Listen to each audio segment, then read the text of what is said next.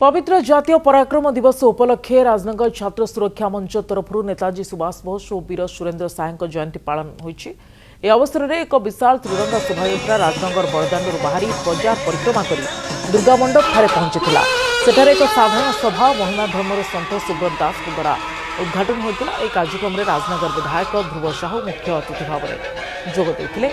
से भली महिमा धर्मर सन्थ सुब्रत दास यह कार्यक्रम में सामिल हो युव समाज को दिग्दर्शन देते। युव समाज दुई महापुरुषों का आदर्श में अनुप्राणित हुंतु।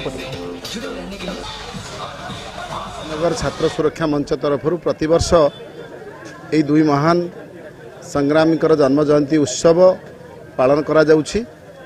छात्र मानक भितर देशप्रेम जागृत करने सहित से जीवन लक्ष्यस्थल पहुँचवाई जो प्रेरणा जो चेतना जागृत करने छात्र सुरक्षा मंच तरफ ये जो कार्यक्रम